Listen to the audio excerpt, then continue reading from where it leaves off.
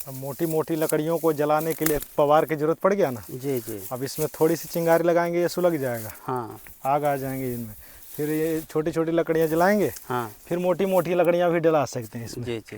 तो ऐसे ही जीवन में अगर आगे बढ़ना है हाँ तो पहले छोटे छोटे संतों की सुनो, जी फिर बड़े बड़े अपने आप मिलते जाएंगे। जी महाराज जी। हाँ, ये पाप भी इसी तरह से है। पूर्ण रूप से अगर मोटे मोटे पापों को जलाना है हाँ तो पहले छोटे छोटे संगत करो, जी। ज्ञान उपज होगा तब उस पर जितना भी जो कहते हैं ना मानसिक भौतिक ये सब बड़े बड़े दुख हैं, हाँ ये सभी दुख है पाप जल के राख हो जाएंगे ज्ञान रूपी अग्नि के द्वारा। जी।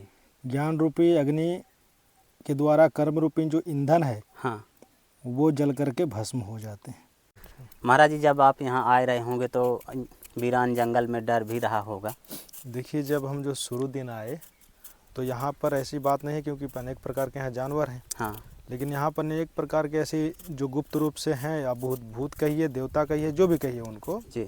वो हमें भयभीत करने की कोशिश की है। अच्छा। जिस दिन हमारे शाम को ही यहाँ पर शाम होते ही हाँ। हर जगह से डरावनी आवाज़ आ गई। अच्छा। तो आवाज़ ऐसी थी कि जैसे रोंगटे खड़ी हो जाए। तो हमने सोचा कि शायद उधर से भी आवाज़ आने लगी, उधर से भी, और वही आवाज़ इधर से भी। अच्छा। तो हमें यह अनुभव हुआ कि शायद ये कोई देवता हैं या कोई चीज़ है गुप्त रूप से, हाँ जो एक दूसरे को संदेश दे रहे हैं जी। कि कोई आया है। तो जो शाम होते ही ऐसी डरावनी आवाज़ थोड़ी बहुत, हम सोचे जंगली जानवर हैं यहाँ, हो सकता है। तो हम उस दिन अंदर थोड़ा सा जो है समय से सो गए, जाकर के भजन कीर्तन में बैठ गए जी।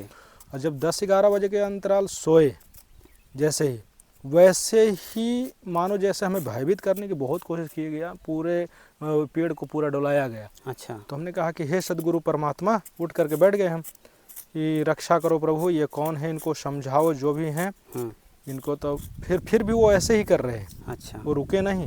तो फिर हम कहें कि देखो आप जो भी हो शांत हो जाओ, नहीं तो हम अपने गुरुदेव को और हम गुरुदेव के जो पंचसखा हैं, शिष्य हैं, उनको आवाहन करेंगे तो आप लोग बंध जाओगे, और बंध होगे तो 3-4 महीना के लिए फिर हम छोड़ते नहीं हैं। तो उस समय से क्योंकि हे प्रभु, इनको हे सदगुरु परमात्मा, इनको शांत करो। तो फिर वो शांत हो गए। उस दिन से कहीं वो आवाज़ नहीं सुनाई पड़ती है। अच्छा महाराज। हाँ, इस तरह से जो है अब किसी प्रकार से कोई डर भय नहीं। तो कहे ठग ठाकुर व चोर, और बिनु प्रेम रिझन है तुलसी नंद किशोर। बिना प्रेम के वो रिझेंगे नहीं। हरि की अगर पहचान करनी है तो कहते हैं कि पहले भाव, अब भाव बनते हैं 3 गुणों को जोड़ करके।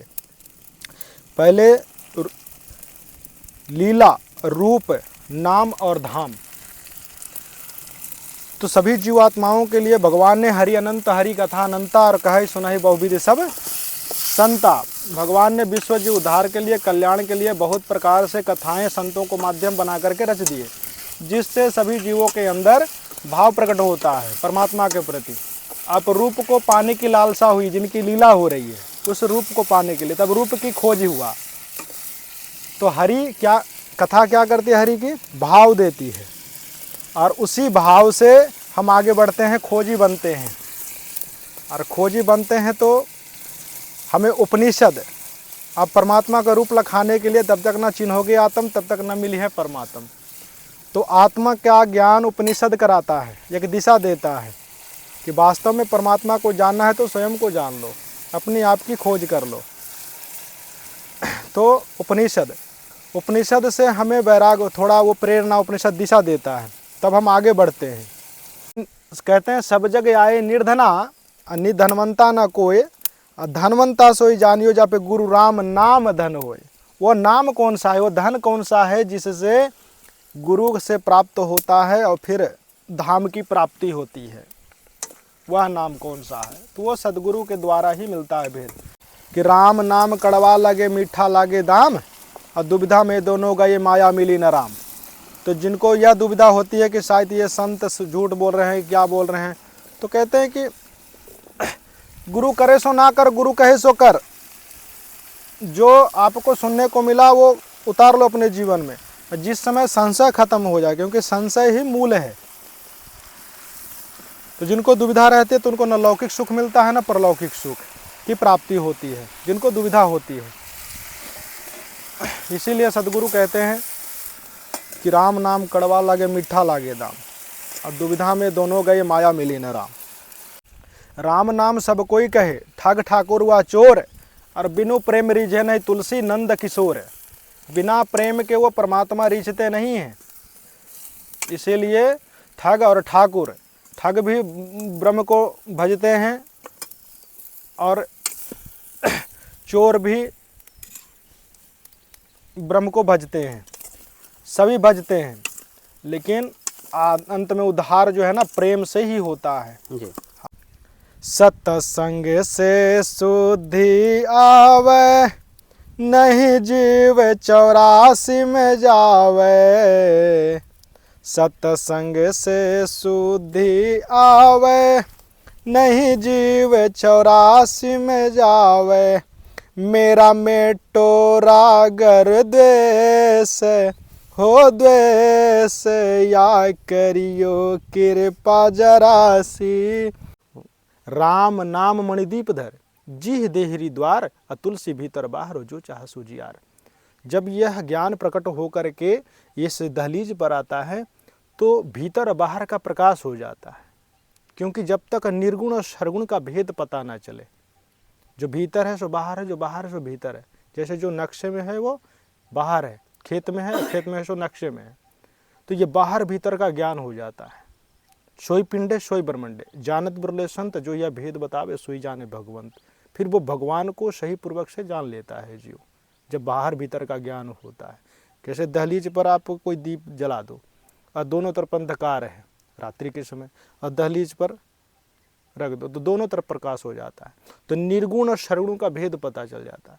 और जो जीव सिर्फ निर्गुण उपासक है और जो सिर्फ सरगुण उपासक हैं, इन दोनों को भगवान का बोध नहीं होता है। जैसे सरगुण नाम संतुलसी ध्यावे और निर्गुण राम कबीर, एक सरगुण के उपासक निर्गुण के उपासक, लेकिन इन दोनों को मोक्ष नहीं मिलेगा। कहते हैं कि एक तो सरगुण को भगवान को जाना और निर्गुण स्वरूप को उन्होंने नहीं जाना। जो वास्तव में अयोध्या में भगवान राम आए उनका निर्गुण स्वरूप है, उस निर्गुण स्वरूप का सरगुण स्वरूप का भेद ही नहीं पता चला। जबकि वाणी कहते हैं निर्गुण सरगुण एक है दूजा भ्रम विकार, निर्गुण राम आप ही हैं, सरगुण संत विचार। वो सरगुण रूप में आकर के संत रूप में आकर के विचार करके बताते हैं कि निर्गुण सरगुण एक के है। तो एक राम संतुलसी ध्यावे एक राम कबीर, इन दो राम भक्त में किनका राम महावीर, किनके राम महावीर हैं।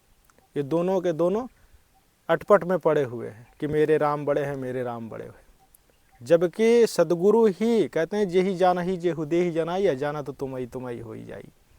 वो वही जना सकते हैं जो जनाने वाले जी, जो जानने वाले हैं, तब जान पाओगे, ऐसे नहीं जान पाते।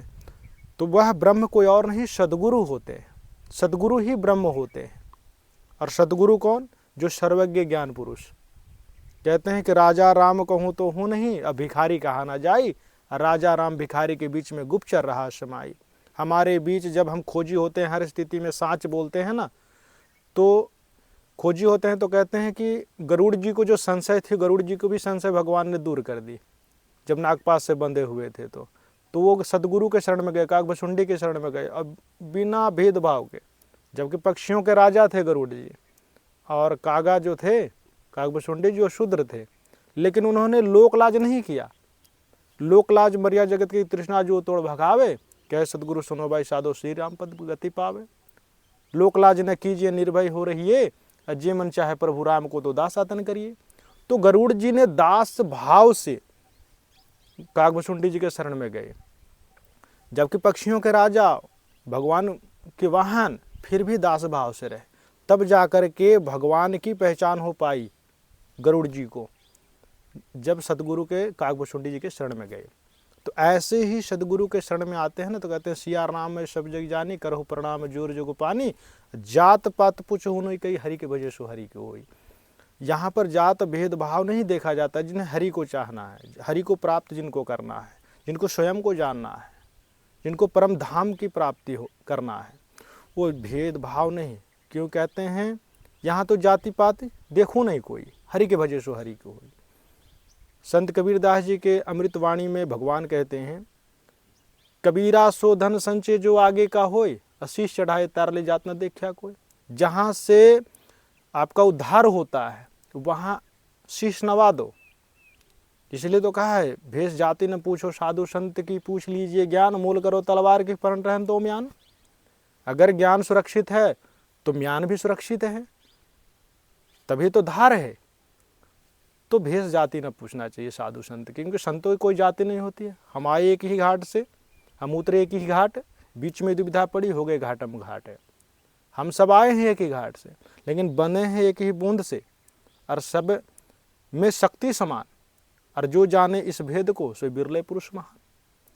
तो बूंद तो मानो कि पानी है, बूंद पानी है, और वो बिखर गया अलग अलग, और सूर्य के प्रकाश हुआ, किरणें समाई, किरणें आपको भूल गई, अपने आप को बूंद में समाते हुए अपने आप को बूंद समझने लगी किरणें।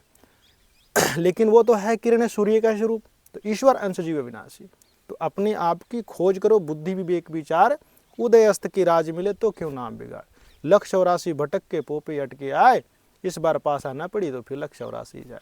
इसलिए विश्वजीवात्माओं, आप सभी से प्रार्थना है दास की ओर से कि अपने आप की खोज करो। मानव जीवन का मूल उद्देश्य क्या है, कहाँ से आए हो, कहाँ जाओगे, अपनी मन में विचार लो। बस हो गया भजन, हर स्थिति में सांस शब्द उतार लो कि संत मिलन को चालिए तजमाया अभिमान, अज्यो ज्यों पग आगे धरे कोटिन यज्ञ समान। तो ये जितने पग चल करके आए हैं और यहाँ तक, इस पावन भूमि तक, सिद्ध बाबा के स्थान पर सेवा देने के लिए, इनके तो अनेक प्रकार के यज्ञ बने ही हैं। इनके माध्यम से आप सभी को संतों की जो है, संतों के दर्शन, यहाँ पर संत स्थान पावन तीर्थ का दर्शन, ये इनके माध्यम से हो रहे हैं। तो आप सभी को भी यह जो यज्ञ है साधु संतों का जो दर्शन है, वो सब आपको प्राप्त हो। कहते हैं कि एक पहर आधी में पुनियाद, तुलसी संगत साधु की कटे कोटि अपराध। तो संतों की संगत से अनंत प्रकार के अपराध कट जाते हैं। इसलिए संतों के संग लाग रे तब राम मिलेंगे। और बात तेरे काम ने आवे संतों के संग लाग रे, यही कहते हैं कि सोबे गफलत में प्राणी, जाग जाग नर जाग रे। अब जागने का समय आया है, जाग जाओ, अपने जीवन का कल्याण करो। दास तो आशीर्वाद देगा ही, आशीर्वाद हमेशा बना रहे। प्रभु की कृपा से आप सभी को सतमार्ग और भक्ति मिले, संगत प्राप्त हो, भगवान की लीला प्राप्त हो, और आपका उद्धार हो, यही आशीर्वाद है। महाराज जी, चारों तरफ से आपकी कुटिया के बीहड़ जंगल है, आप इतने वीरान जगह में कैसे पहुंच गए? देखिए, यहाँ पर प्रभु राम की कृपा है। उनसे हमने, इस दास ने प्रार्थना की थी कि हे प्रभु, हमने बहुत प्रकार से भ्रमण कर लिया, अब एक ऐसा स्थान दो जहाँ पर आपके जीवन चरित्र को और विश्व जीव उद्धार के लिए कुछ साध सकें। तो वही साधने के लिए प्रभु ने कृपा किया, और ये स्थान बहुत सुंदर उन्होंने प्रदान की। और यहाँ आते ही हमें ऐसा लगा जैसे अपना ये घर है जी।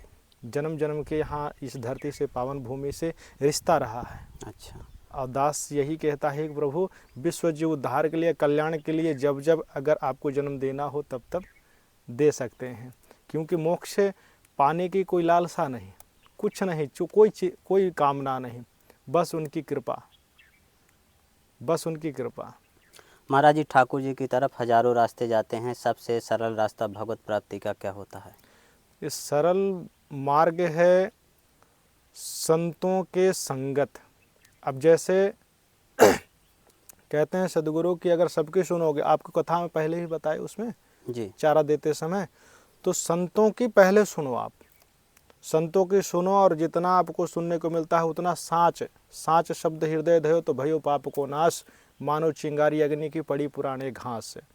ये हमारे पाप एक भूस के भांति है जो सतमार्ग की जो मार्ग है उसी पे है, और पाप के कारण हम आगे उस सत्य के मार्ग पर चल नहीं पा रहे हैं। तो कहते हैं सत्य साँच शब्द हृदय धयो, जो सत्य जो संतों के द्वारा सुनने को ज्ञान मिलता है, जो वाणी मिलती है, उसे धारण कर लो, और हर स्थिति में साँच बोलो। जब हर स्थिति में साँच बोलोगे तो ये पाप जो है ना, जैसे कहते हैं कि भूस में अगर चिंगारी लगा दें तो जितनी तेज से हवा आएगी उतनी जल्द वो जल करके राख बन जाएगी और वो मिट्टी में मिल जाएगा। ऐसे ही हमारे जो पाप हैं, जब हर स्थिति में साँच बोलेंगे, हर स्थिति में, ऐसी स्थिति ना आ जाए जिसमें हम झूठ बोल करके बचाव कर सकते हैं, तो वहाँ लोभ है, और जहाँ लोभ है फिर वहाँ पाप ही है, जहाँ झूठ है वहाँ पाप ही है।